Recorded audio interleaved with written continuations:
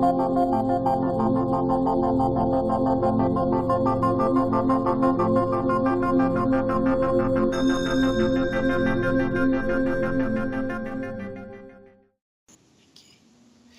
everybody, welcome to another show after having a couple of weeks break due to moving.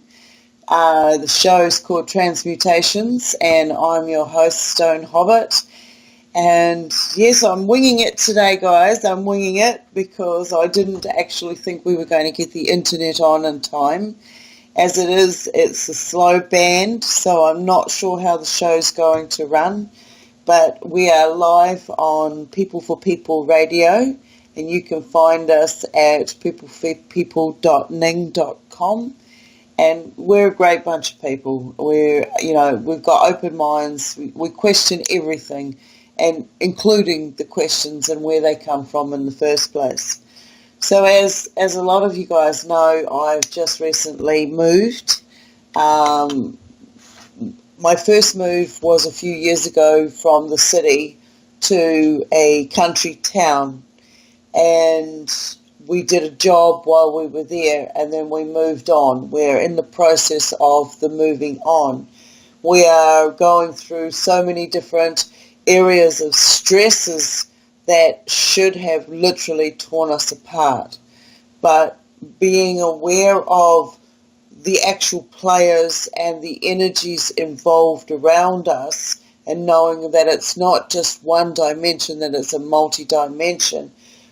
We know that we have to stay calm.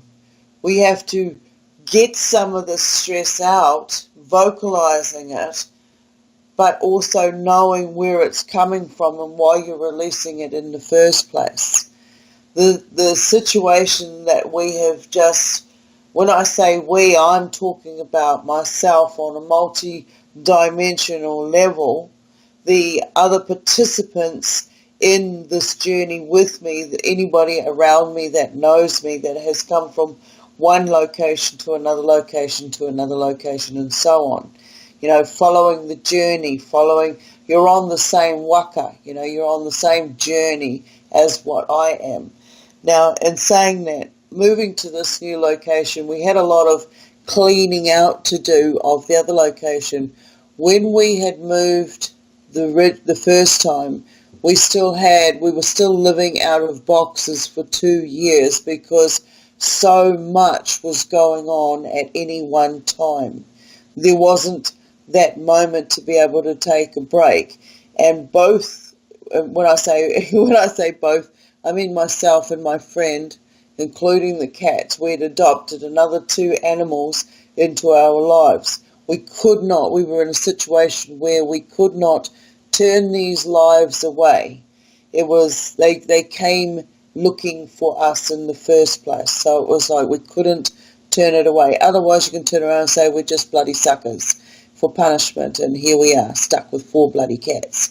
Well, this is just how it goes with me.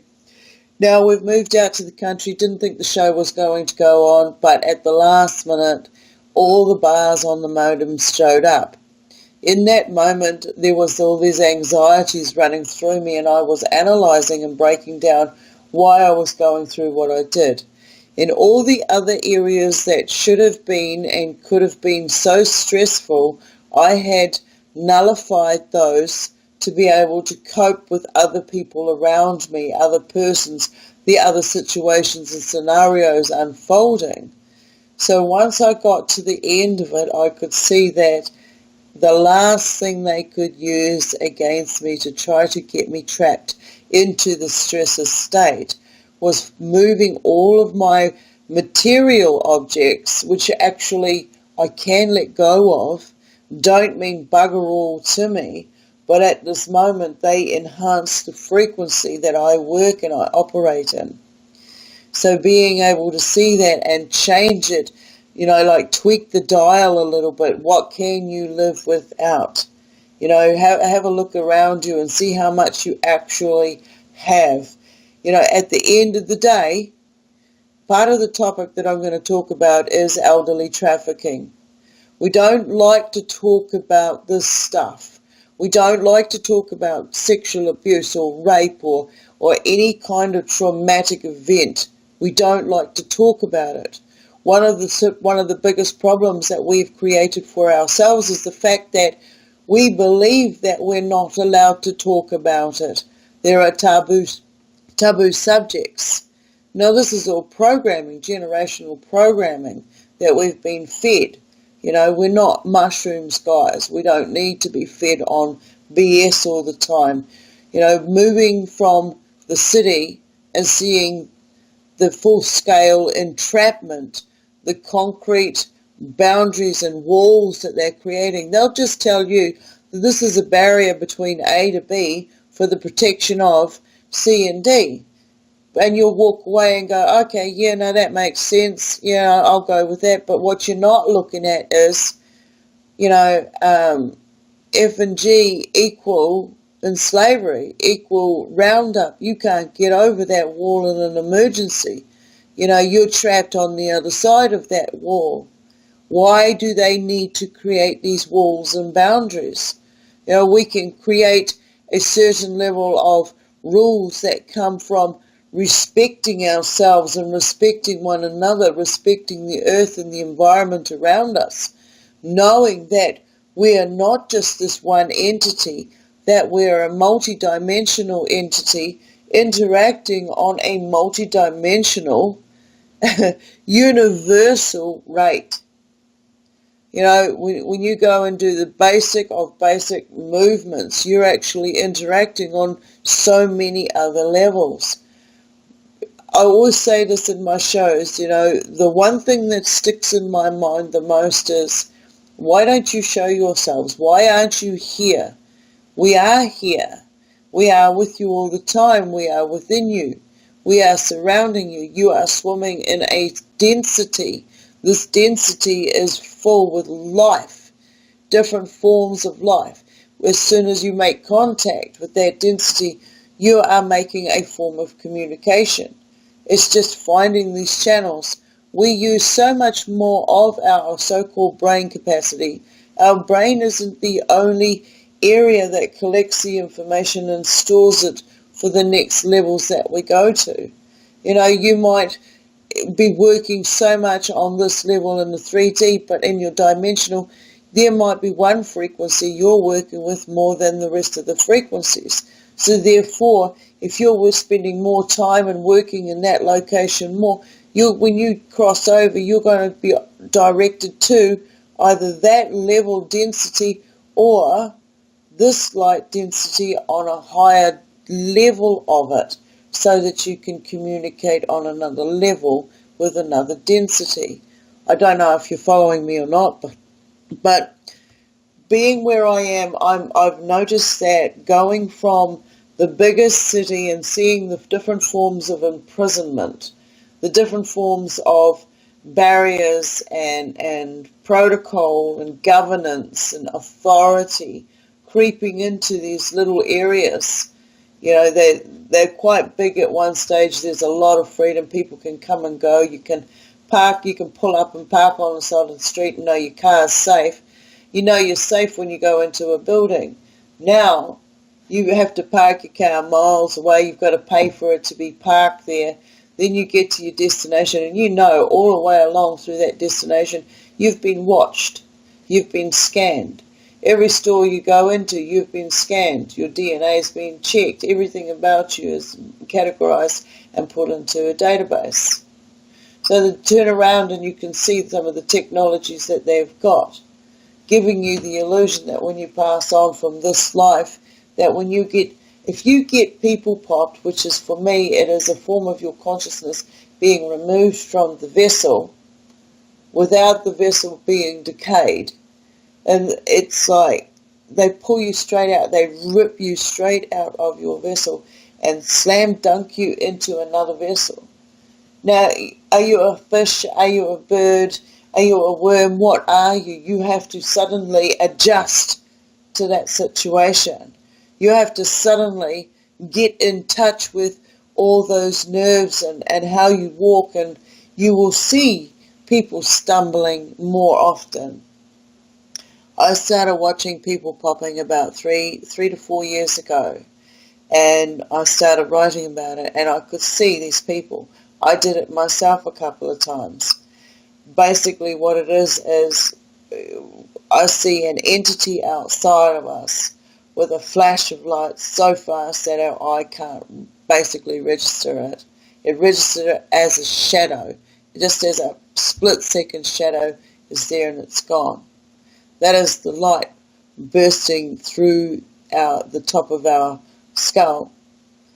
This is what I see on a dimensional, on a spiritual level. It pops out of our physicality.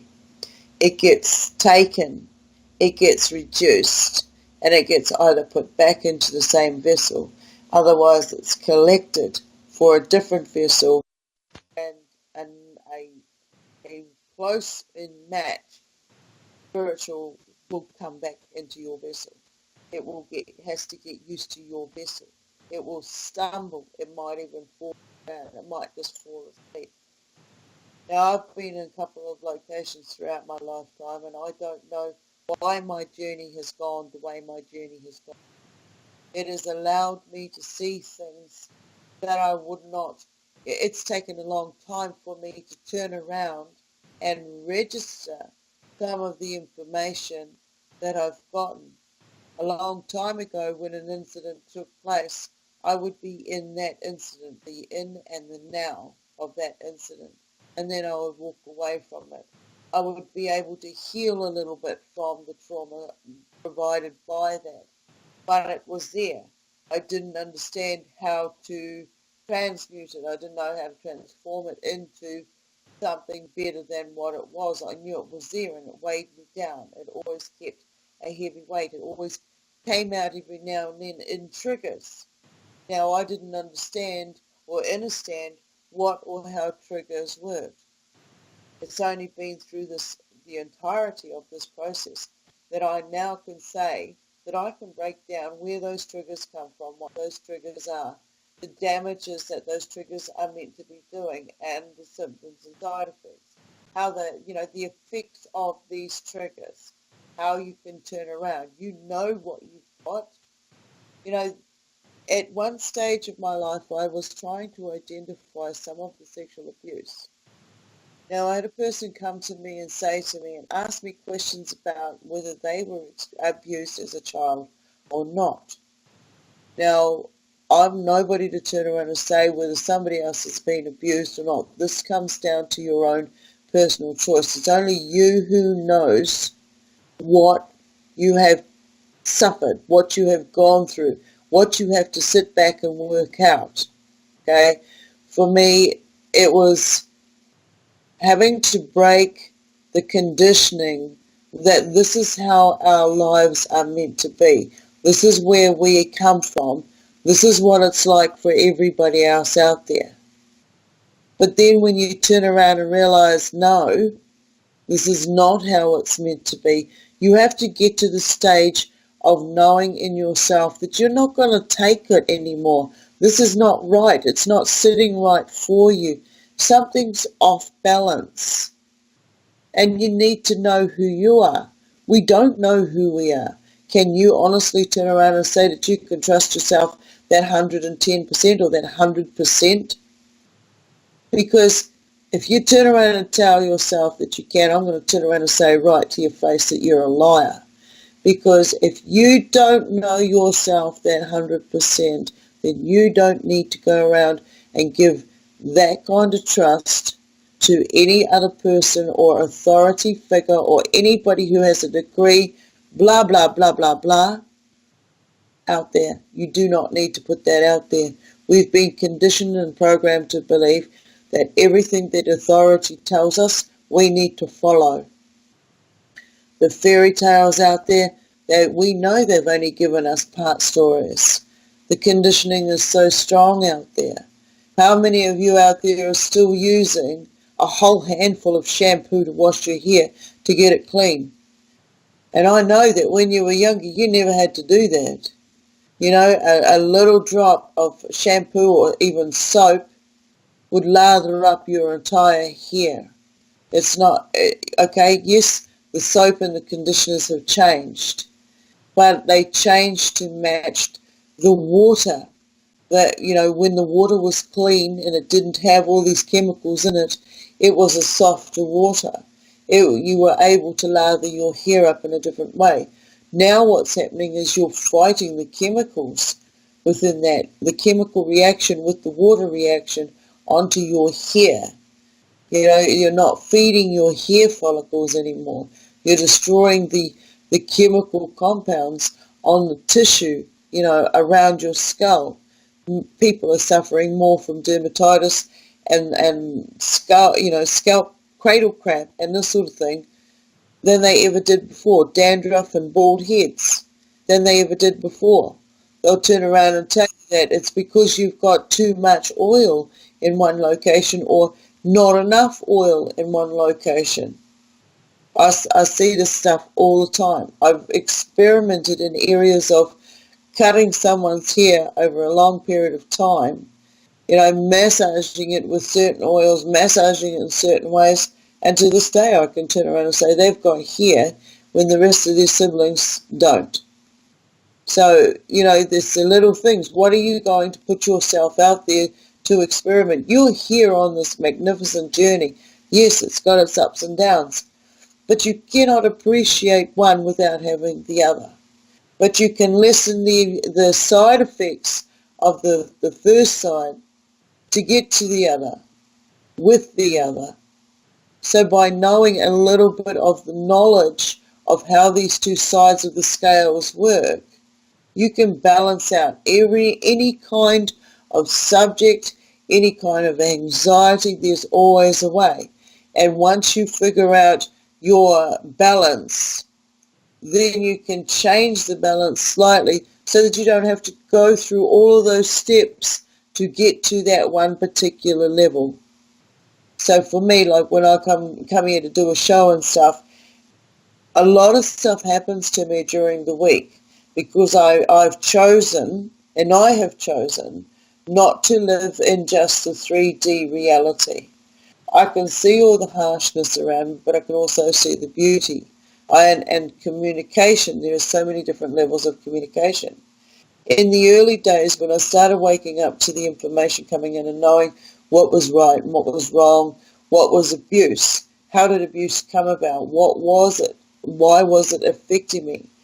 The abuse itself was, to begin with, was the fact that other people out there were telling me that I had been abused.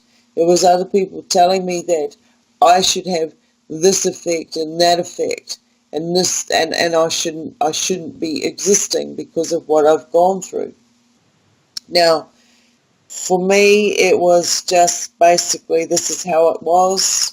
This is I'm talking to people these days that have gone through some very heavy programming, very heavy sexual abuse, ritual, satanic ritual abuse, MK Ultra abuse,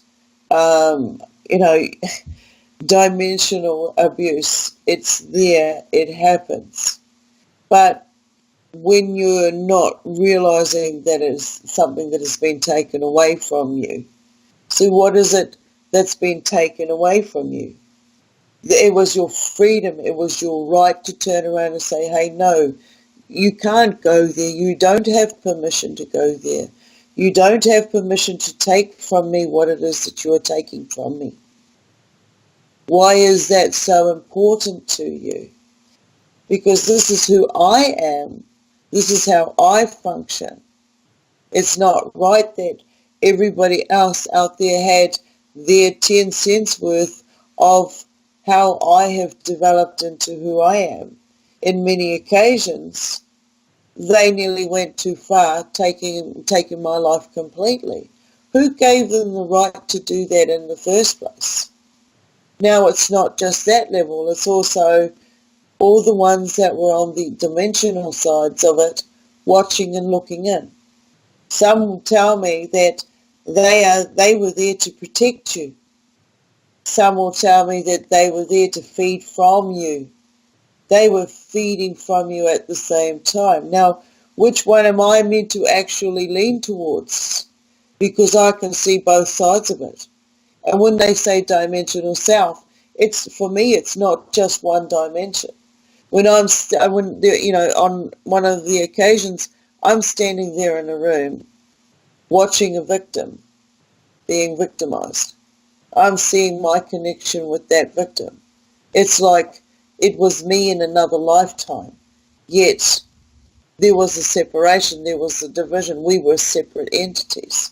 But at the same time as me being on the spiritual dimension and standing there with her spiritual dimensional self, watching her physical be abused on another timeline. At the same time, there were two other entities in the room, which I also had the same connection with, but they were not human. So in seeing that, knowing that there are so many different levels to who we are, now I have to question everything. I can't turn around and say to a shrink, this is what goes on in my head, these are the experiences. They would not be able to fathom what the hell goes on inside of my head. You know, we just moved to this new location, and people will turn around and say to you, how was your first night in the house? Well, I didn't get much sleep at all, really, because I'm listening to all the new sound effects that are in the location. There are no street lights where I live now. There's no lights in the distance from your nearest neighbour, all right? There's nothing like that. It's just black. It is just completely black. It is still black. You know, when I say it's still black, I mean it's like, there's no sound, there's no crickets, it's like, what's going on? This morning when I started to look out the window, I saw just a slight colour changing. I started to hear a couple of crickets. It was the magpies, and then it was the odd noise in the distance. And I started to watch the sunrise. And I realised by the sun coming up, it's not coming up in the same location. So my scientific brain started trying to analyse where I was in location to the sunrise, because the stars weren't in the same place last night. And even though I know that I've moved a certain axis from where I used to be, they should still not be in that location. They should be further around on the more north of what I was seeing them. So it's already an interesting journey.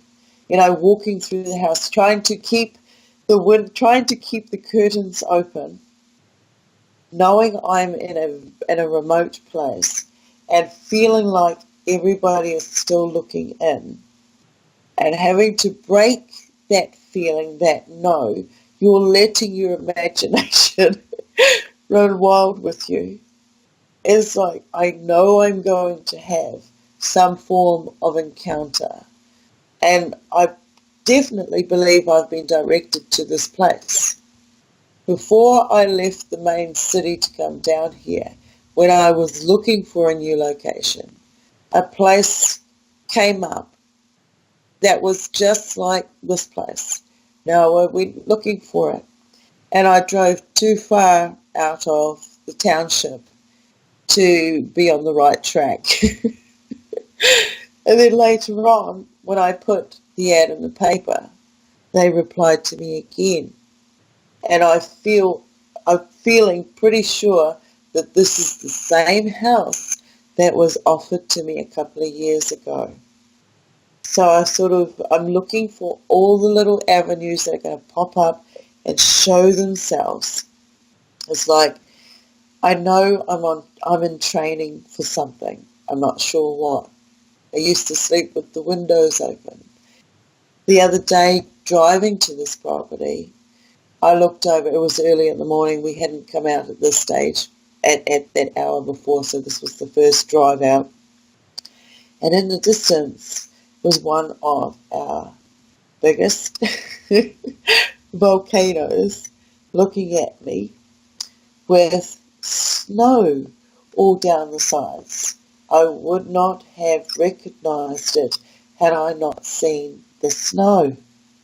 Then after trying to figure out what volcano it was, I came back on another trip and I was able to see the other one next to it.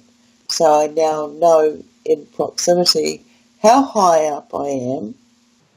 How, looking out the window this morning, the grass is all nice, everything's looking beautiful. And then as the sun started to rise up past the pine trees, past the hills, I got to see the ground started to frost over. It hadn't frosted until that point. So there was like this total elevation drop, lift going on at that particular time. And I felt like I was standing in the middle watching it happen. Then I'm looking at the modem to see if it's going to tick over so I can come on and do a crazy show. Anyway, getting back to it, I'm with the abuse and knowing what it is that's been taken from you. When this young lady came to me and asked me if she had been abused, I said, well, do you feel like you've been abused? And she had to explain to me what she thought, because she always believed something wasn't right. Something wasn't sitting right in her life. And I said to her, just in conversation, the mind does not always remember the act of trauma. It will be stored away until we're able to get to it and deal with it. Otherwise, it's stored. Now, as we go through the different lives, we take some of the stored memories with us. And sometimes it takes a future life to trigger. Now, when it starts to come out of us in another life and we feel these sensations, we know that we're at a stage where we're capable of dealing with it. So already we're taking away a little bit of that element of, oh my God, what do I got to deal with now? When it starts to show itself, you will be able to read it in this dimension, the languages and the communications that you've developed, because that's the scenario that it's chosen to show itself. You will be able to revert back looking through it like it is actually a portal to your past life. When you're able to do that, you can take it to the next level. You can start changing or tweaking little things to better yourself. I am determined that sometime in the next 2 years, I will communicate with my past self. I answered the phone at one of the worst states of my life years ago, nearly 20 years ago. And it was myself at the other end of that phone call. To this day, I can't tell you and I can't even remember what was said. But I've had this total overwhelming feeling that one day I'm going to remember, and that's the day that I'm going to call my past self. Now, when I get to that stage, I have to be ready to turn around and say the right type of words so that I hear the message this time round. So I'm like, I can see the parallels of our lives. I can see how we are orbs to other entities that are living within this environment that are seeing us. The same as we are seeing those orbs out there. They're not just all living life form entities, but they're also capable of portaling, opening themselves up so you can see right through. But in that conditioning, you also see that these portals can be used as tunnels for other beings to find their way through. So you have to be aware of your energies and how far you've gone and what it is that you're learning about yourself. How are you dealing with these stresses that life is throwing at us? We know its frequency is trying to disturb us. I truly believe that we're at a stage where it's, they've got to throw everything they possibly can at us to stop us from unfolding our memories, our abilities, the knowledges of. We are the shapeshifters. We can become any part of the knowledge that we choose to become. Whatever information you want to learn is out there right now, is available for us right now. What is it you want to learn the most? Me personally, I know I'm in some form of training. Going into the colder climate for the past 2 years, I've been weaned down until I could take these temperatures. Now all of a sudden I'm in this location that I was guided to 2 years, 3 years ago. I'm now in that location. So there has to be a form of communication going on for me to get here. I already feel very safe. I feel empowered. Yes, the mind is playing tricks, but that's just a matter of time when I'll be able to turn around and say, no, I know what you are, bugger off. It's not going to work on me. So in knowing this, it's like I'm constantly analysing the different forms of abuse and the levels that people put me through. When it comes down to the physical abuse, that has a certain level of abuse. That is a timestamp. You also have the mental side of it. It only becomes mental with the games. It becomes mental when other people turn around and tell you that you have been abused. When you work out what it is that was abused, you then begin to heal yourself, or you have the abilities to heal yourself. For me, I now understand my physicality and how it works and how it operates. And now I'm taking better care of it.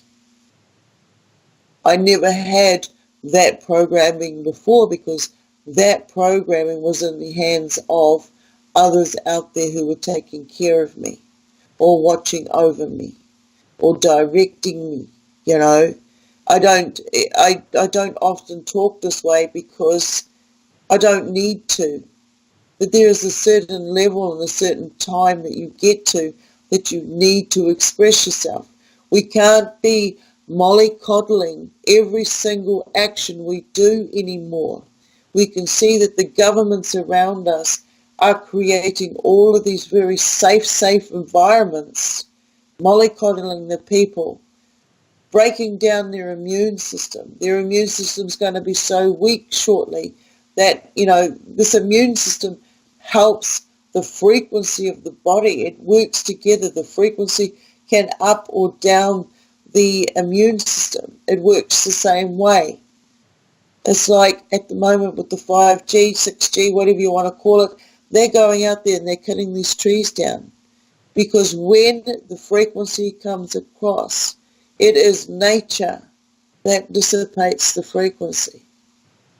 It cannot come through. It cannot penetrate it. So they need to find that right frequency. And if you look at the big fires that have taken place, you'll see that trees were on fire from the inside, not the outside. Now, how many of you have ever watched a tree burn on a fireplace or in a fire somewhere? A tree does not burn like that. So they're using the frequencies. They know the frequencies to make us well or sick.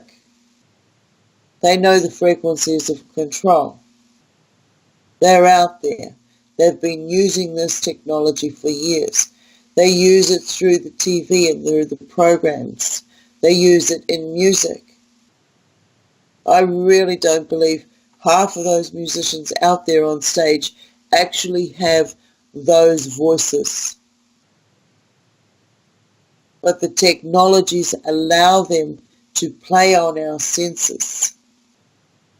The other day I was going through some of my writings while I was packing, and I came across an area that was going on about different forms of religions. Now, I'm not racist. I hate everybody equally. It comes down to the intent, right? And it doesn't matter the skin you're in. Okay, we're all the same within. Later on, going through these texts, I found that every culture or in every belief, there was one thing that stood out that that religion was not allowed to do, was not allowed to follow.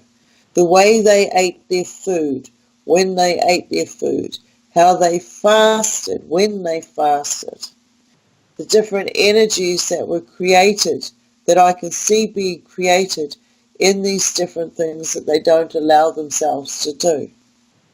Then I look at the populace out there doing these things and just not seeing that each of these cultures are all one culture.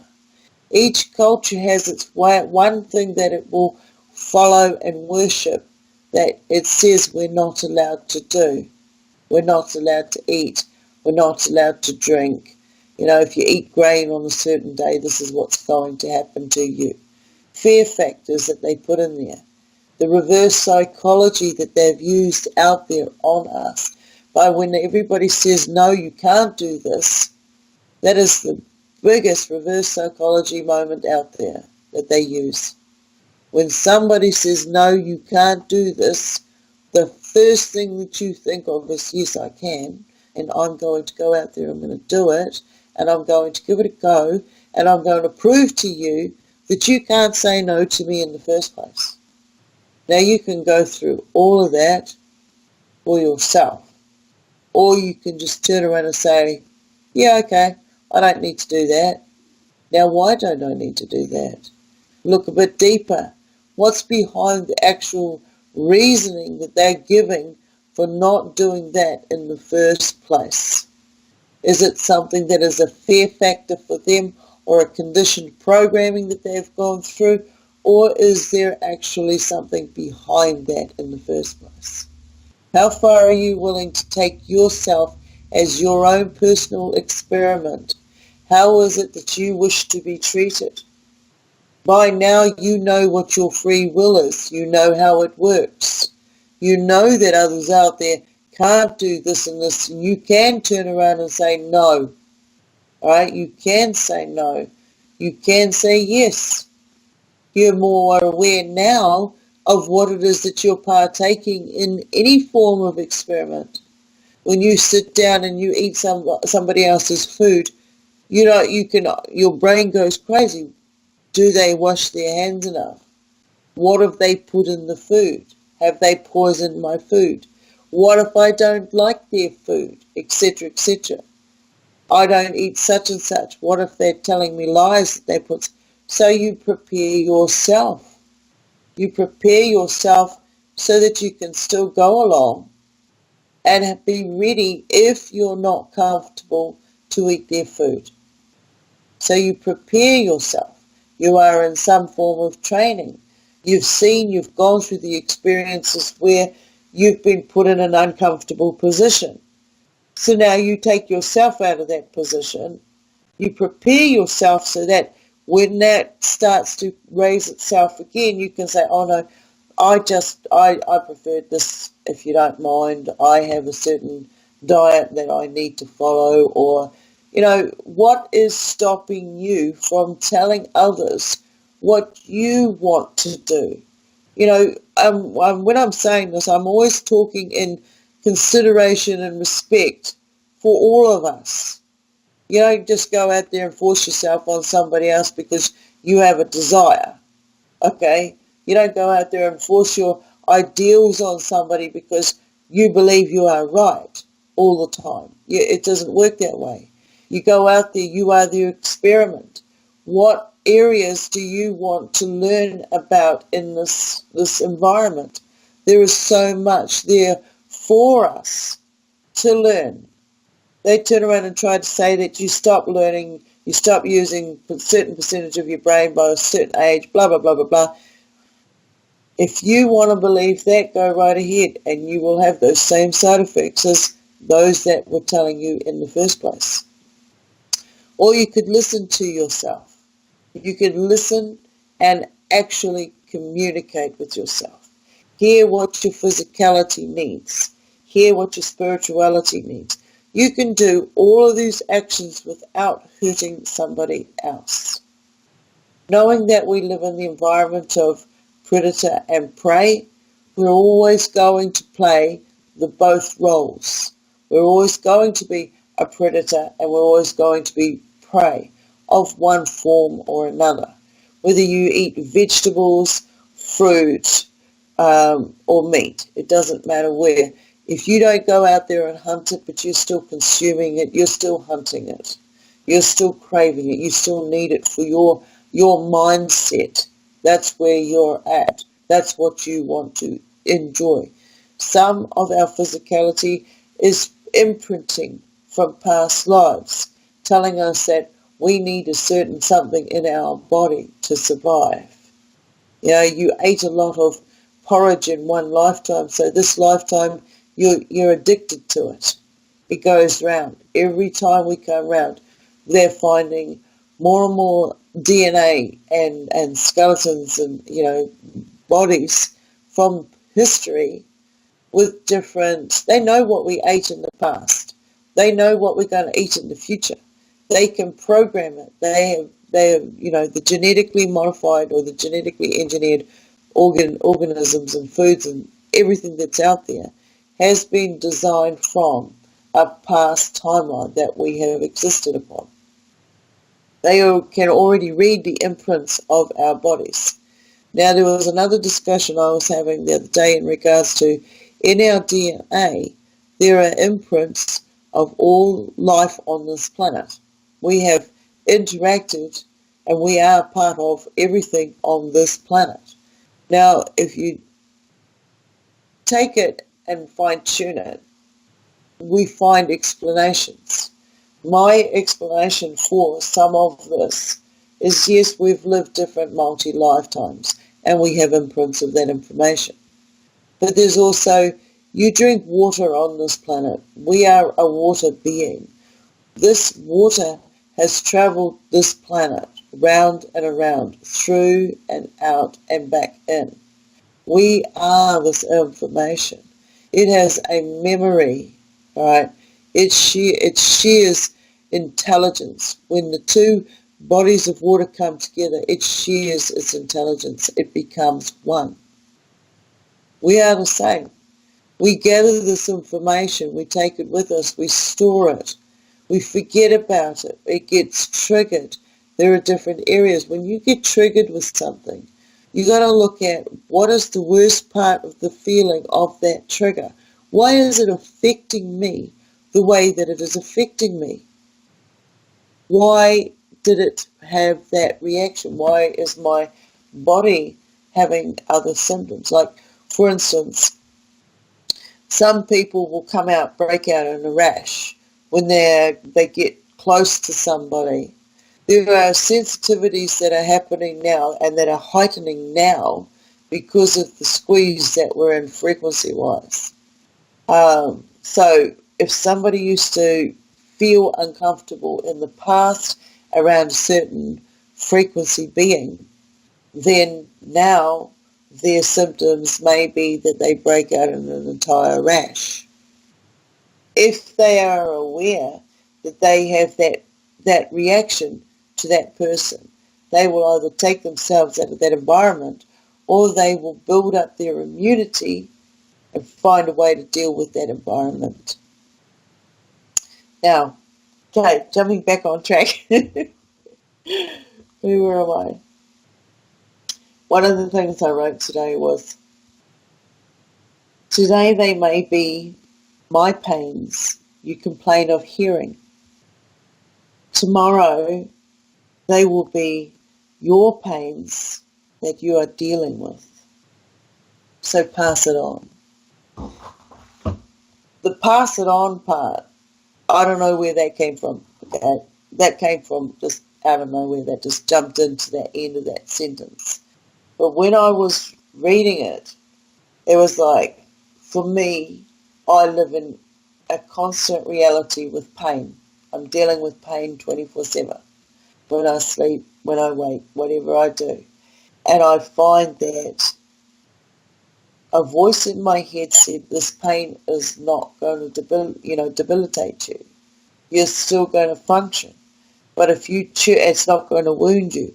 But if you choose not to keep pushing through it, then it will cripple you. So then I was like looking at all this other information around me that was coming in. I don't let it stop me. I'm never going to let it stop me. But somebody else can't judge my pain level. They can't judge my thresholds. They can't give me painkillers for this pain relief that I need. They can't. The pain that I get, I have to deal with. I have to live with. I have to work out where it's coming from in the first place, because pain is a signal. It's telling you that something's not right somewhere in your body. So we need to start listening, and we need to find out what's going on. I know that I've got a lot of different areas that I'm working in all times. I know that I get beaten up 24/7 in other dimensions, and I bring this stuff back with me to this dimension. This is one thing that I learned a long time ago when I was a lot younger. We bring stuff back with us. We need to work out where it comes from. I see people around me now who have post-traumatic stress disorder from the smallest of incidents. They're using that and the fact that people who have gone through some heavy-duty stuff become in one basket. Another basket that they don't deal with. They just give you that label and push you aside. There is no help there for that. You've got to do the work yourself. It's not easy work. You can take suggestions, work them out, add them into your experiment of what your life is. What do you want from your life? Half of us don't know what we want today from our lives because our lives have been so chaotic, because we've had to pull ourselves apart on so many levels to take care of everybody else around us. Who are we? What are we? Where do we come from? That's the journey I'm on. I'm always looking at my life as an experiment. I can see what they've done. I can see their programming clearly. I can see what the next move is that they're going to make, so that I'm already prepared. I know at the end of the day I'll be able to put up a good fight, but I don't know that I'll be able to survive what's coming, because they've got so much more at their disposal than what I have, unless I sort of, burst out of this cocoon and illuminate the world in one go and everybody gets like first-degree sunburn. I don't know. I really don't know. I'm just going along for the ride, just like everybody else is. Okay, I'm going to go back to stresses. Some of the stresses that people have, it's damaging our sleep. We're not getting enough rest. We're not getting enough physical rest because we are working on a multi-level, multi-dimensional level. So when you've got to start working out, it's not like your dream reading. It's more like you've got to read the emotions that you wake up with. Where did you go in some of your dream states? Well, how does your body actually feel when you're woken up? Are you heavy in your shoulders? Have you been carrying the burden? Have you been flying in another one? How does your body feel? When I've come down from one level to back into this level, it's like, whoa, boom, falling, heavy, weight. Everything is weighty. My breath, to be able to breathe, is a weight that I've got to suck in and breathe and make the motor move. And on the other level, There are other areas that are hard work for me to maintain. And when I get back to this 3D vessel, those other areas show themselves, because in one side of me I'm labouring, in the other side I'm labouring. So when you get back to one side, you've got to figure out, if I'm able to fly in one dimension and I'm not having any aches and any pains, I'm going to want to stay there. Especially if I can fly. Gee, man, yep, I'll be the human drone. Anyway, looking back at it, turn around and see that, okay, this is the work I did in that area. These are the markings I've gotten. These are the telltale signs of this and this. So what areas do I need to build my energy, my, if you want to call it psychic energy or awareness of what I need to be, upping on that. So it's like on the 3D reality, I need to build strength. I'm going to push weights. I'm going to eat a certain way. I'm going to practice certain breathing techniques. Okay? So I take that to the other level. So I'm doing that work in the other dimension as well. So I stay a certain fitness to be able to deal with whatever is being thrown at me on whichever part of those levels. So now you've got to take into consideration that we're a multi-dimensional being. So it's not just once or twice you have to do this work. You have to do this work on all of these other levels. Now, if you think about when you're walking down the street and you bump into somebody and suddenly you have these insights, you know stuff that you don't know where it came from, or you've got bits and pieces of information you don't know where it came from. These are the information exchanges that we make within these moments, these connections. So, walking past each other, our auric fields are a flow, is a current of energy around us with the information of who we are, because we are the ones at the end of the day generating the energy to keep our soul, soul light energy on. There are other beings out there that don't see the 3D envelope that we're in. They just see the energy source that we are. And that's how we are starting to see them. So we are like reflections of ourselves out there. I, for one, catch a lot of photos, a lot of videos of orbs, of different forms of orbs. When I say, okay, we've got the 3D orbs, we've got the 3D orbs are the dimensional beings and entities coming in, portaling into this reality. Then we have another type of orb, which are our spiritual selves. In light, there is a shadow that is reflected. If you can turn it around, you will see that we are the orb souls reflecting out there. When you step out there now and you see there are two rainbows, a double rainbow, we have a reflection going on. So now, for me, is the time when I'm communicating more with what I would like to believe is my higher self. I want to be up there where my higher self is. If I don't like the way somebody communicates with me, I can either partake, listen and be abused, or walk away. I can switch off. I can turn around and say, I'm listening. You can say whatever you like to say, because you need to get that off your chest. That is stresses that we take on deliberately, and stresses that we can deal with. If you're helping somebody else out there who's going through stress at time, that's not for you to take on.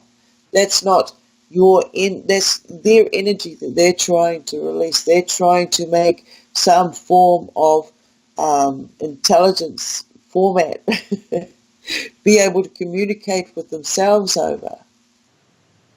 That's not necessarily yours to take on board. That's at times we need to just open up and let it come out. We don't know what it's going to be. I've had some funny encounters with that particular subject this week. Certain things just unexpectedly popping out when you, don't expect them. But anyway, in saying that, I want to get on to, I'll go back to sleep health. So how can you sleep? How can you have a relaxing sleep? Well, first of all, you need to be able to relax your whole body. Your body has gone through so many hits in a day with the frequencies coming in. You've got all those different chemicals. I have a bath now, and I'm going to be doing salt baths, baking soda baths, trisodium phosphate baths. I'm going to heal the skin and get it out of all of these metallics. I'm going to get rid of all of these metallics out of the system. I'm going to be getting back into, well, I've always been a stargazer. But now, where I am, there is no light reflection. Even though the stars weren't in the right alignment or I was out of axis, I'm going to get that. That's going to be something that I'll figure out really fast. But I'm always going to be looking out in those trees because there's forest around us for our version of Bigfoot to sort of step out, or our little greys, or any form of landing that might take place. The house didn't make too many noises last night, so I felt safe enough to be able to go and take a bath in the bathtub and not be sucked down the drain hole. There's been a lot of really freaky things that have happened in this move, and these are the sort of things that you see in the start of horror movies. So I love my horror movies. So I've had a couple of these weird things going across my mind, and it's really been interesting watching what starts to develop. Now I'm very careful with what I say and what I think, because it does play a role on my sleep. It does take me to different areas. I feel strongly that when we get sucked into a topic in this reality, it has effect on one of the other dimensions that we work in, or that we operate in. So I try to be cautious on each of the levels. So anyway, one of the days we came around a corner and there's a goat with her kids. Another day we came around a corner and there's a dead sheep in someone's driveway. Another day I came around the corner and the road was just covered in sheep. We were blocked off. Another day we came around a corner and there's a deer standing there looking at me as I'm driving up towards it. And I was saying to my friend, my passenger in the car, am I really seeing that? Am I really seeing that? Because there are some really crazy things that are happening out here. I went to my mate's place the other day, and there were these two small birds that followed me in. And they just darted around me. I lifted my hand up to say something, and they just darted around my hand and back down again. So there's a lot of craziness. So I am definitely expecting some weird encounter, considering I have been redirected to the same location that I was being directed to 2 years ago. So I don't believe in synchronicity or coincidences. I now look for reasons why they're taking place, why they're showing themselves. So trying not to get caught up in too much of the labels out there, because seeing the agendas that are taking place and knowing that we're all going to end up with the same label, which will give permission to organisations to go ahead with a next level of experiment on us. So, yeah, when you know what type of experiments they're about to do on us, then you start working out what the antidotes are going to be. In New Zealand, we've had, as you're aware, the Christchurch shooting.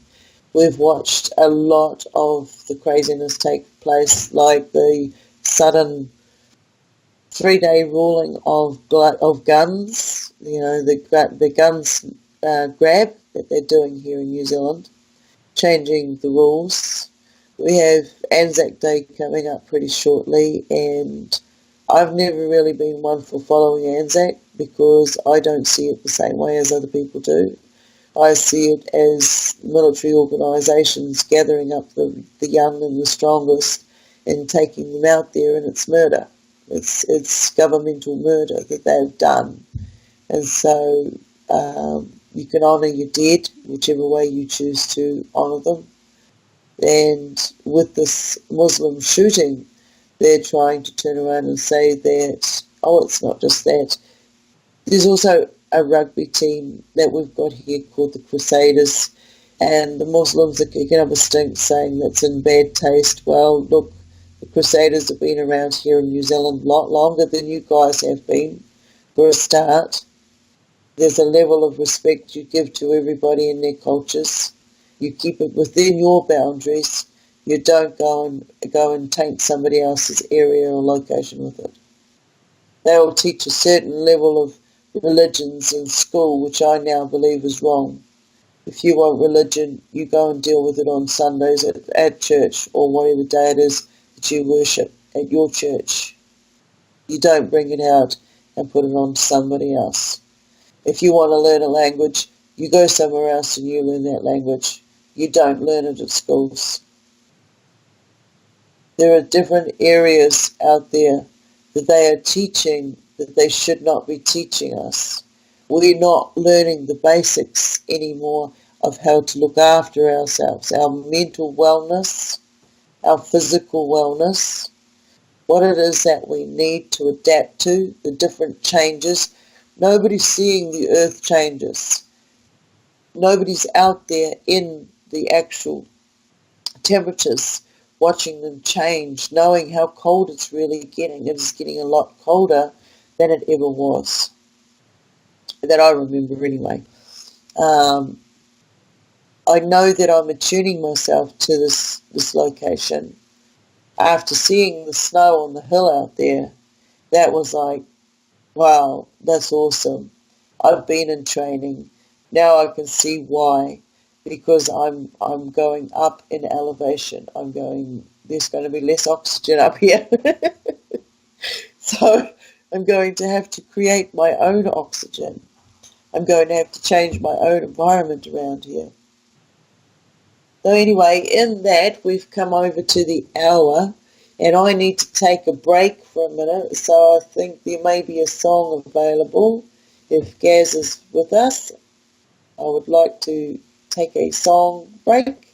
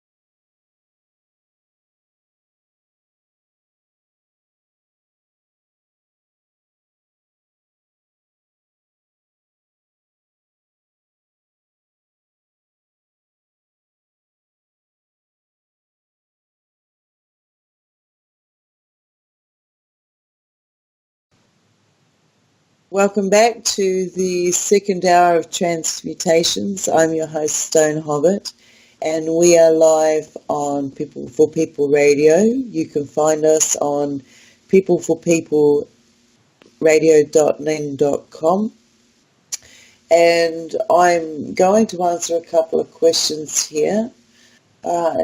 Do I feel that making clear boundaries with entities or encounters like we can command, we don't want the bad ones to mess with us? That works. I've always, it's been a process of learning the different forms of communication with the different entities that have come in. But the main thing that I see is your intent, what you truly want from it, knowing that you're going to get exactly what it is that you want, even though it may not come the way that you would expect to get it. Be precise in what you ask for, what your questions are, and just be aware of yourself and where the messages are coming from. When the information, when they start talking, when they start communicating with you, there'll be different signals that go on. For me, there's some that I get, which are basically, I'll get the buzzing in the ear or a shift in the frequency in my hearing. And these days now, I listen to it. I know that I'm picking up information by listening. I may not be able to completely translate all of that information there and then, but by listening to it, I'm allowing that communication, translation, to work faster and be put in a better place in my brain, so I can go back to it, so I can understand what the messages were, whether it was good or bad. I react in a physical sense now, where I will turn around and I will investigate. And if there is a person or a shapeshifter or an entity there, I let them know that I can sense them or see them, or, and I will say hello to them. But knowing within myself what is my frequency, what information I have and what I put out, and what comes in and where it's coming from, and the differences between that form of communication, AI form of communication, frequency manipulation, off-world communication, and dimensional beings coming in. When you know it's your voice and that you're not being provoked or triggered or directed, you know what you want to get out of this experience. So when if the experience starts to go bad, or you're not prepared, you have that way out. There will be bad ones as there are good ones. But to know the good, you may have to go through some of the bad ones first. It's like anything. When you go out there and you meet somebody else and there's this attraction towards each other, there's a connection, you want to communicate. You start doing that. Everything goes really well, and then you start seeing their morals aren't the way that they don't sit with your morals. And it's like it comes down to it at the end of the day. What is it that you're wanting to draw to you? What is it that you don't want to be participating within? When it's a negative, you'll back out of it. For me, these days, I just walk away. I don't, as soon as I see it, I'll say, okay, I'm not participating in this anymore. I don't choose to participate in this. I will no longer give consent of my energy to be spent within this situation. There's a lot of stuff that other people will turn around and, be stuck on, and it's just going to stay that way. Now, this is some form of a punishment or training that I'm going through, whereas it keeps reoccurring. But at the end of the day, I know where I'm at with it. I know the work that I need to do in those areas. You can't, and I won't have somebody else trying to hold it over me, trying to push me into a situation faster than what I am prepared to deal with any longer. These are just, for me, these are different forms of knowing who you are, what you're becoming, the different forms of abuses out there, what it is, when it comes down to abuse and what it is that's being taken from you. You can't lose something if you're not aware of its existence in the first place. So when you're out there and something happens to you and you're aware that something that's happening to you is wrong, then you're able to deal with it faster and on a different reactive scale than if you were believing that it was meant to be happening in the first place.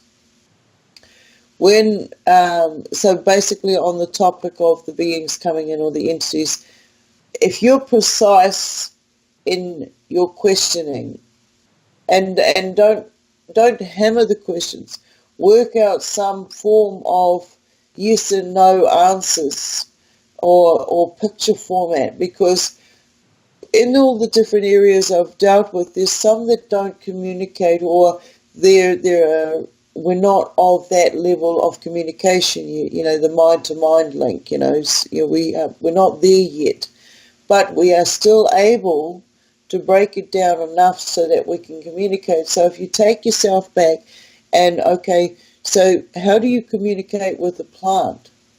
You watch it. You spend hours watching it, seeing how it lives, seeing how it reacts to water, seeing how it reacts to temperature, the sun, the dark, the noises around it, seeing how it reacts to other plants around it, or when a bee or a wild pollinator comes and lands on it. So when you can start seeing how it's interacting, you start seeing that it has a personality. It does have mood swings. It does have personality traits. You can see they're quite affectionate. Just because they don't have eyes doesn't mean that they're not like us. It comes down to how much of a subject do you want to study? How far into this reality do you want to go? If you spent a little bit of time on each of these subjects, little parts, we've got so much of our lives that we've wasted sitting in classrooms, watching TV, being plugged into the system, that we've lost out on so much of what's happening around us. Be precise in what you want for yourself. Positive affirmations.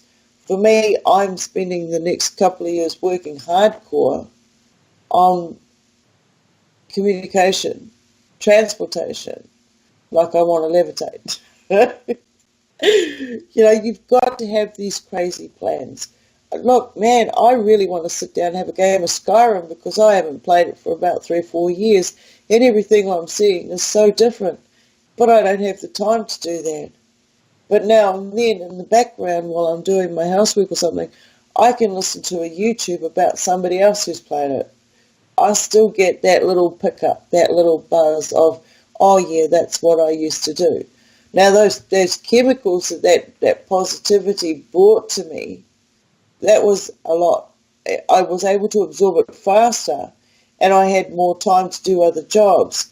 I was able to multitask in that frequency as well as doing the other task at hand. We can do so many different areas at any one time. We haven't been taught to give ourselves enough credit. Okay? Look at the things that you've done in this lifetime to get to where you are.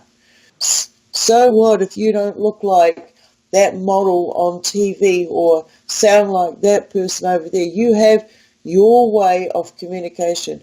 You have been through your journey and you're at whatever learning stages you're at. It doesn't take, you don't need to go out there and cause fights and distrust, and by now we should all be of the understanding of what ego is, how it works. what free will is, how it works, what abuse is, how it works, so that we don't have to be working in these areas 24/7 all the time any longer.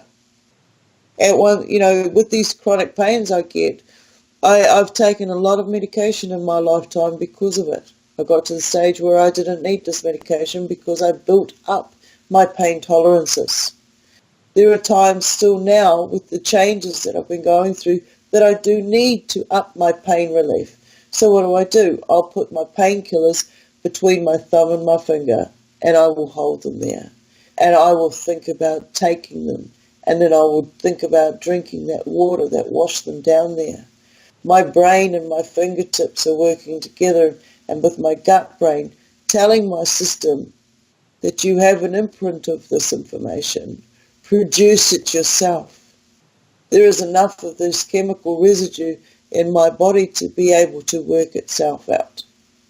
Eventually, I'll be able to flush all of those toxins out of my system that have been built up because my system is now using them and getting rid of it. The system doesn't want the foreign bodies in it anymore. The system wants to operate. It wants to work at its full potential. There is so much that we don't allow ourselves to do or believe in that we stop ourselves from ever actually experiencing it. There are areas that, so many different influences within our lives direct what we do and the outcome of what we become. But when you get to a certain stage and there's things that you can no longer achieve because of one reason or another, there's always other areas for you to turn around and pick up so that you can regain a little bit of what you may have lost through another process. It's like one scenario will be for me, another scenario for you. And at the end of the day, it's about what you got from it. What did we get from it? What was changing your mind and your aspect? Was it your morals, your development of morals? Was it your ethics? Where did your ethics come from? Was it your emotions? How did you get to your emotional state on these different levels? Are you still very reactive on your emotions? Do you know what they are and how they work and how they control different parts of you? If you can work with your ego and get that in check, then there's absolutely no excuse when it comes to the emotions. Now, with emotions, there are different sorts of chemical reactions that go on within the mind and the body. We can control this. We can control every aspect of our planet. When I talk about the planet, I'm talking about my vessel, the body that I'm in, the organ, the living organism that I am. My organs, my heart, my liver, my lungs, so on, they are the countries within this planet.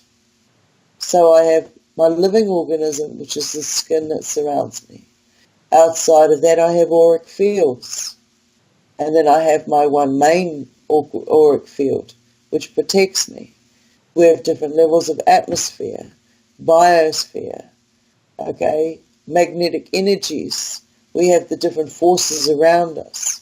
You go within, you find your blood cells. The blood cells react the same way as our external, internal. The way that we interact on this planet here. We are like these blood cells. Now, what kind of blood cells do you want running through your system? I want good, healthy blood cells running through my system. I want these are my children. These are my people. I've got to take care of my planet. Right? My planet will interact with other planets all the time. All these different frequencies that these different countries of my people that they make, produce, put out there, is, it plays a role. It has an effect. I've got pine trees around me. I've talked a lot about pine trees in the past shows and stuff, as pine trees are the antennas of this planet. They are above the soil, they are below the soil. They have vitamin C in, and it turns to tannin. There are so many things about the pine tree that are absolutely amazing. It's one of the plants that I truly love, is the information from the pine trees. You go and sit next to a pine tree sometime and just sit there. One of the things I do is I like to sit in the forest and look up at the tops of the trees and watch them swaying. And before I know it, I'm on a ship and I'm out at sea and I am floating. And I'm just swaying with these, and there's no land. And it feels like I'm levitating. Anyway, I better get back, because that was just giving me another tip to work on with my levitation skills. I know this sounds crazy. Alright, okay, we'll just jump back down to another question. Seaweed baths help with pulling metals out. Yes. Yeah, I'm more of the drop the salt in the bath and use either mint or celery juice to pulling metals out of my skin, different levels. But that works for me. Everybody has different things that will work for them. Our skins are different. Now, I have some young people involved in my life, and their origin is South African. They are New Zealand born and have New Zealand, Pākehā, Māori, Scottish, Irish, all sorts within them. But they are dark-skinned. So they have their skin memory is telling them that they are from a hot climate and that they eat a certain food source. But their physicality is that they are in a cold climate and their food source is not accessible. So they need to find a way to adapt to be able to survive in this climate with that skin type. You'll see, I have found that they've gone through things like really extreme eczema, dermatitis, to the point where their skin is scales. So I look at what would they have been normally surrounded in oil-wise, and what food groups would they have eaten, more dried foods and this sort of thing. So I introduced that into their food groups, and over time dermatitis stopped. It started to, their patches cleared up. They stopped coughing a lot. They were always sick, no matter what. They were always sick. So they stopped getting sick. So when we go into a different environment, we need to look at some aspects of where we've come from, what our skin types are like. When you see that I'm covered in freckles. I'm a mongrel. I'm a bits of everything. I've got all sorts of different forms of blood running through me from different lineages and so on. But I've got to find what works for me, what my physicality is telling me, and how I have to change it to better my physicality in survival mode of what's going on around us now. When, like the other day, yesterday I believe it was, or last night, the cathedral burnt down. And then I heard just also today that another mosque had been hit, and there are other bombings and stuff going on. There is a lot happening on the planet at the moment when it comes to aggression. And it's for me, it's hard for me to fathom the fact that they have so much more technology out there to do the destructive things that they can do just at a push of a button, yet they still are playing with their guns. They are still creating these atrocities out there? What can we do to actually turn it around and stop?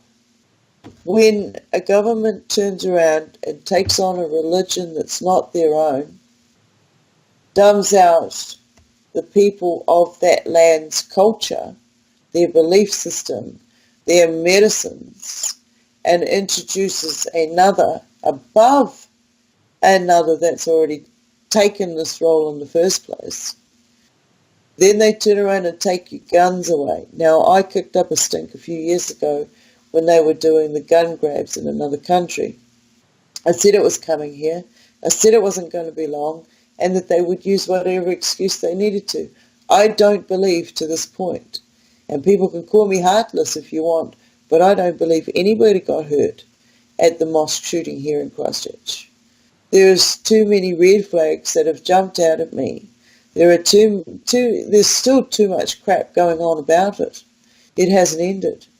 This year at the Anzac memorial services they're going to hold, they've turned around and said they're going to have armed police at these events. The police department have turned around and said, we don't want you having these gatherings in case of a terrorist attack, which to me sounds like a whole lot of hogwash. I mean, come on, people have been doing this for years. Suddenly there's one mass shooting. I mean, we've had mass shootings here before, but this one's a bit different because of the reaction that our Prime Minister has taken.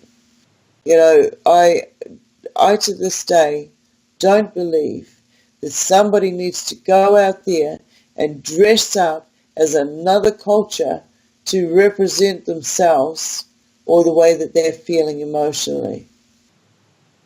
I would not turn up in somebody else's country and take on all of their belief systems and everything just to fit into that culture.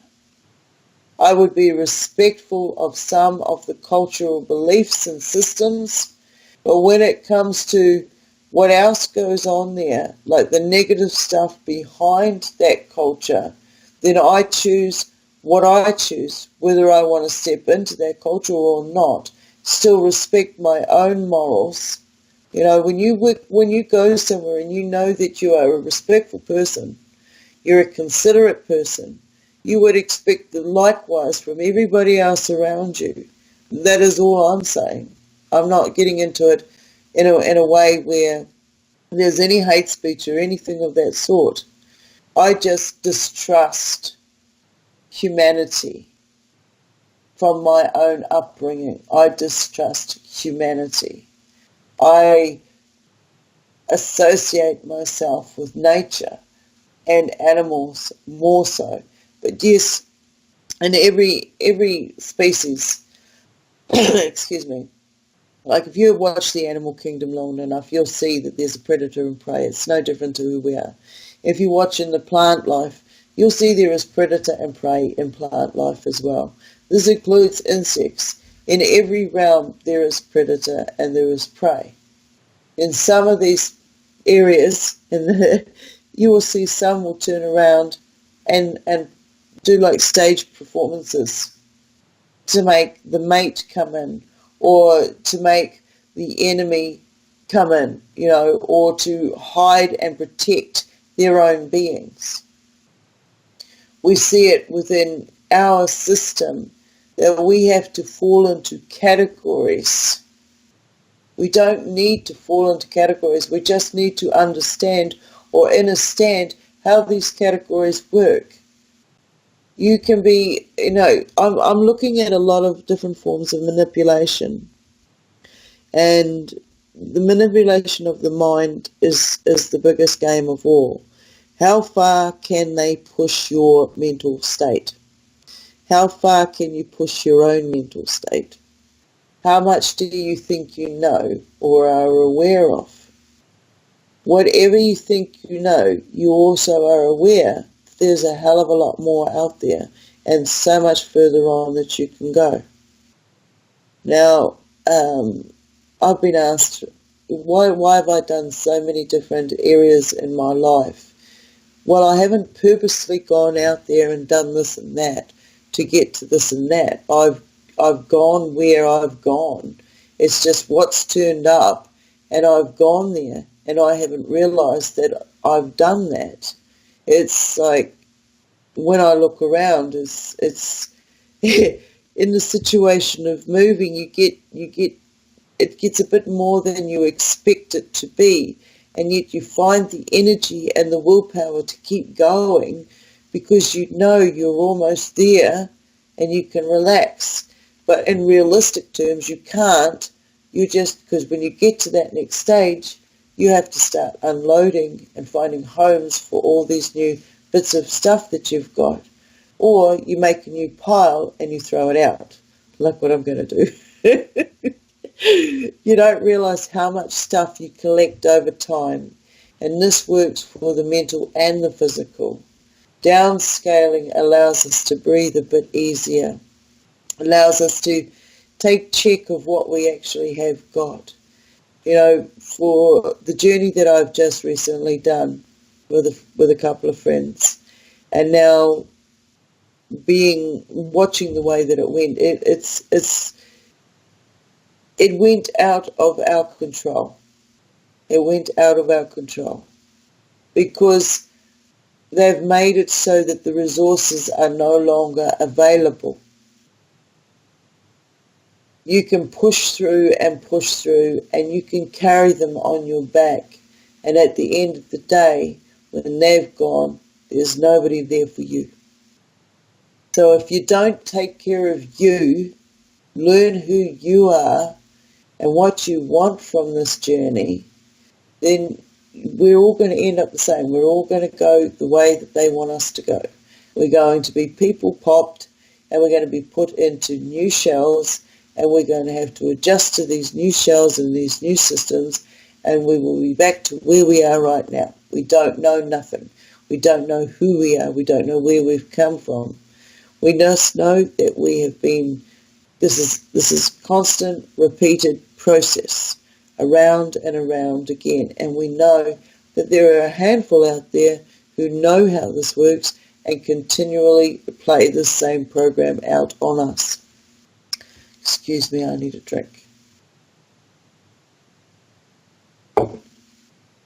So, looking at that, I'm going to find another subject. All right, on here I'm going to talk a little bit about trafficking. For me, trafficking didn't mean anything when I was a kid.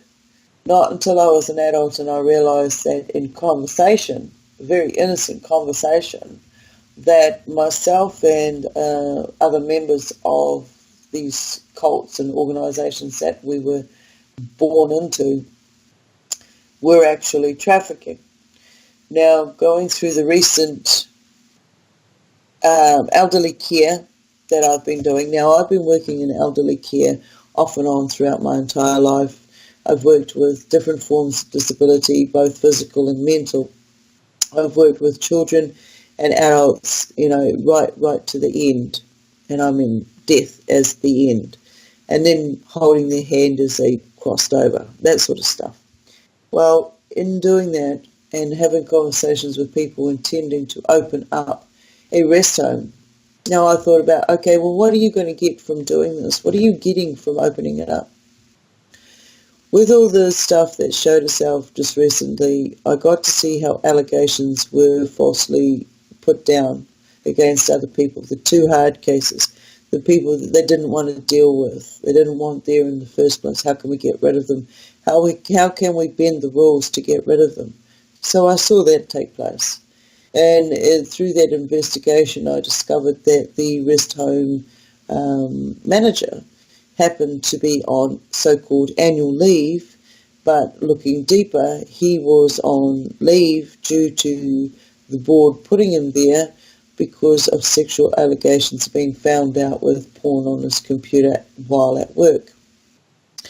From there, I got to see how the manipulation between the staff and the manager worked with the elderly patients and what was going on there.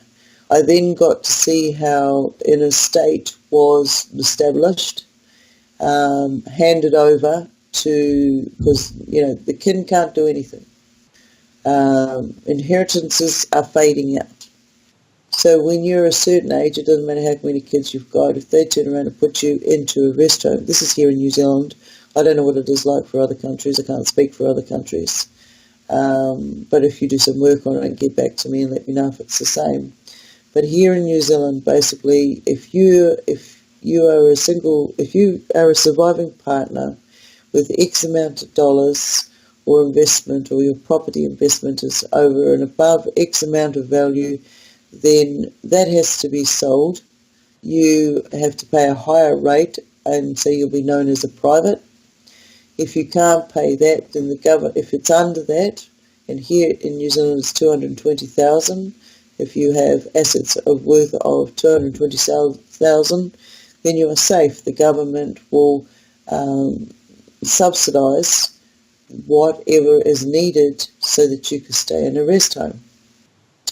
But if you are over and above 220,000, you will be paying private costs, which are up to $200 more than what the subsidised one was. Now, seeing this patient or my charge go into one of these homes, I got to see the procedure that went through. This person has now lost his entire home. Everything goes to the rest home. The rest home is responsible for all their care and well-being. In that time, within 2 weeks, that my friend has fallen over and damaged himself twice, and he is now non-responsive, which is the fact that they've upped the different forms of medication. He's in the too hard basket because of the state of dementia that he's in, so therefore they up the medication, so he becomes non-responsive. So they will keep him alive as long as they can drip feed from his estate, because they are in total charge of it, until he passes on. And then when he passes on, then it goes back to the next of kin. But at this point, it was really interesting watching, because I've also worked on the inside of rest homes, and I've worked in an agency called PRN, as required, to turn around and delegate caregivers and RNs or registered nurses to different care homes and retirement villages, rest homes. And in doing so, I've worked in these facilities myself. I'm a hands-on person. I won't go and get somebody to do the job if I'm not capable of doing it myself. I'll do the job, and if I can't do it and somebody has the skills that I don't have, I'll get them to do it, as long as they turn around and teach me what they know, so that we both know, so we both have a backup. That's how I work. It's about teaching each other the different areas that you want to learn and improve yourself. And the only way you can do it is by stepping up to the plate and saying, hey, look, I want to learn this information. Know what it is that you want to learn. So in doing that, so then I looked into, okay, I've been a chef. I know how to monetize everything. Everything has a value, everything has a place, how you can stretch it out, the different flavors, how to flavor stuff, how to entice people's taste buds, how different foods work in the mind and in the gut and on the body, the eyesight, the sound, the everything. There's so many different levels to it. It's like a science to me, a science and an art form at the same time. Then I worked in the kitchen, so I got to see the expenses for a rest home with, say, 70 to 80 residents. So I could easily make that. That was never an issue. I could whack that out really easy. I could do it for a certain value. For $100, I could make enough meals for 70 people in that home. Then I got to see how much the residents were paying per day. We were looking at anywhere from 160 to 250. That was per day.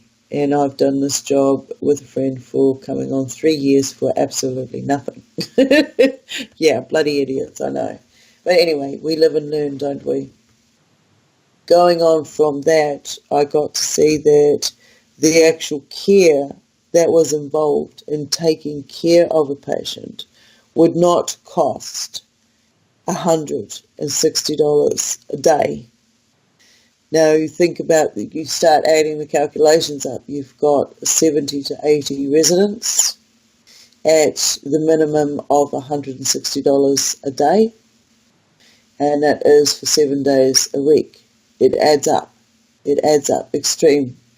Now, then you take into consideration the power, the phone, the medication, the medicated, the medical staff that's required within these facilities. They are making a bundle. They are making a bundle. And through that, I got to see a form of trafficking.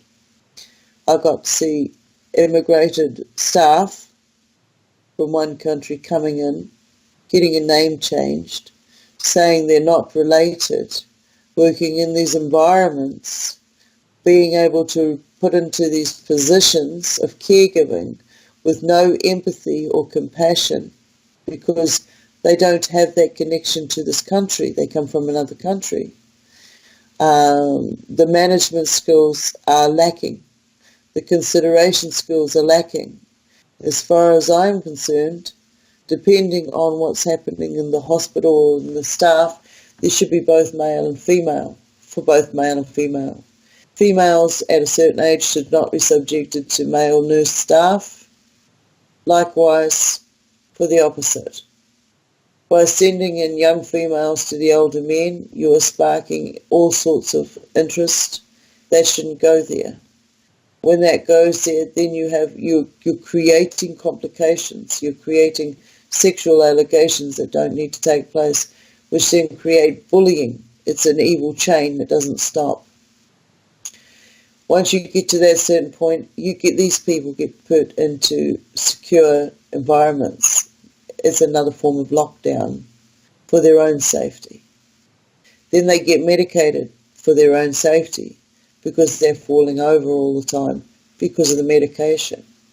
It is an evil cycle. We are playing a role in this evil cycle. We do not know the ins and outs of what goes on. It is hard enough, yes, to watch family members go into bad states and have to go into care, have to have care come into the home to help them out. It's enough when you have to put them in a home and walk away and hope like every single day that they're okay, knowing that you had to play a role in them being there in the first place.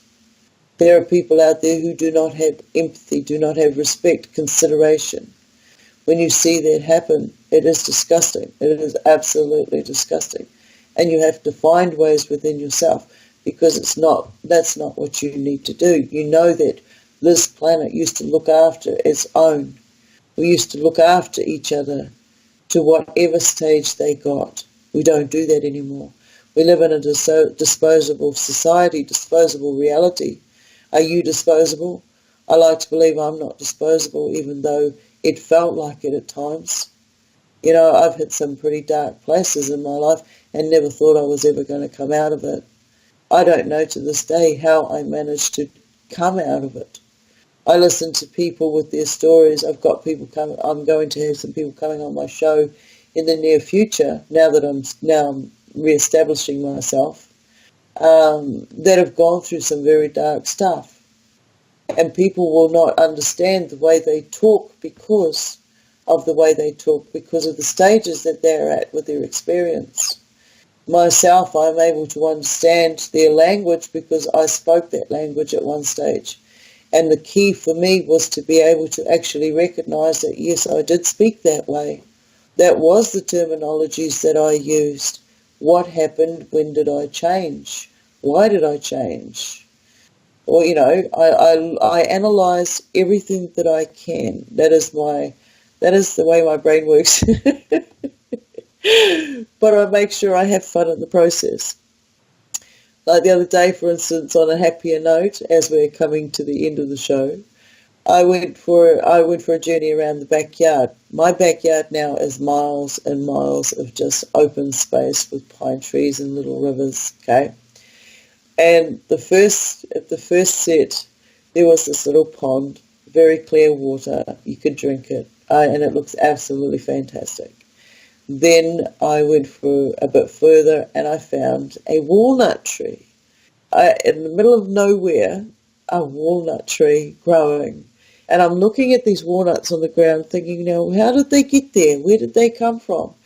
And I looked up at the tree, and sure enough, the walnuts were drying still within the green flesh of the tree. They're only small, they're only tiny, but the tree just needs to be pruned back for a good harvest. And I know what to do. So I'm promising myself I'm going to have some nice walnuts next year. Then I walked a bit further and I found a wild kiwi fruit vine. And on closer inspection, it had a couple of little hairy brown balls. So, yep, I've got kiwi fruit.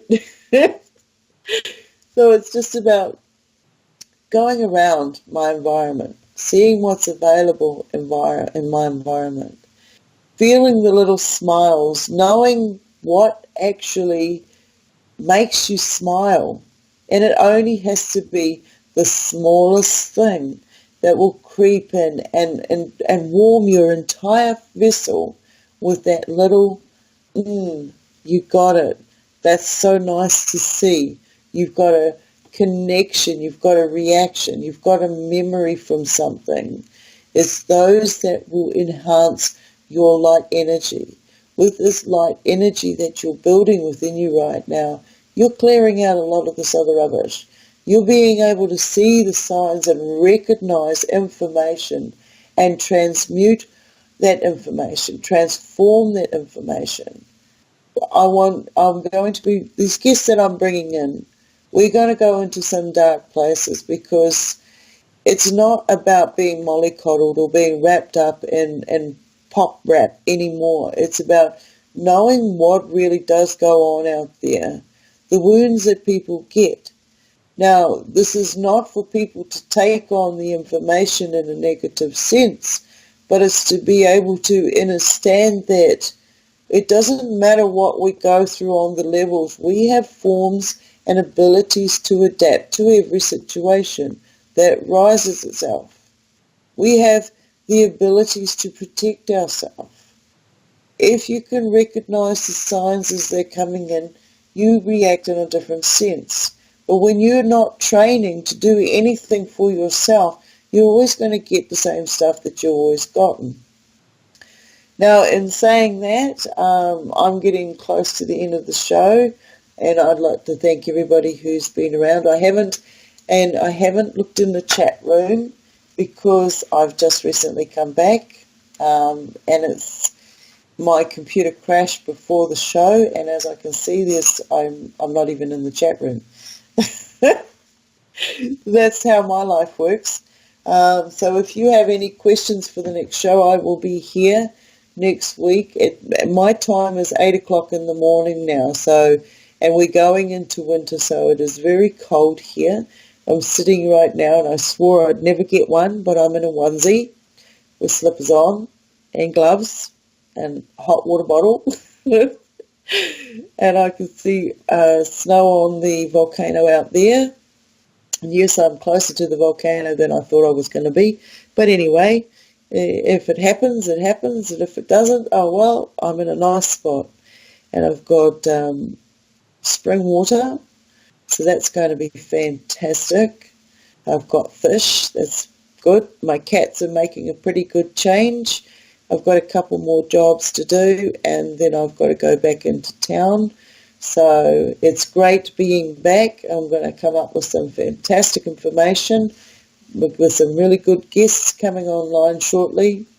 So I'm going to say, everybody have a great week. I'll probably be here on your Thursday, my Friday, first thing in the morning. But by then I would have chopped some firewood. So anyway, you can find us on People for People Radio. It's peopleforpeople.ning.com. Look forward to chatting with you more. Any questions you have, no matter how far out they may be, go on, throw them at me and see what we can come up with. So in saying that, I'm going to finish the show a couple of minutes earlier. Have a great week and be well and keep thinking positive thoughts, guys. It's not all bad out there. It's really not. So cheers and enjoy the music.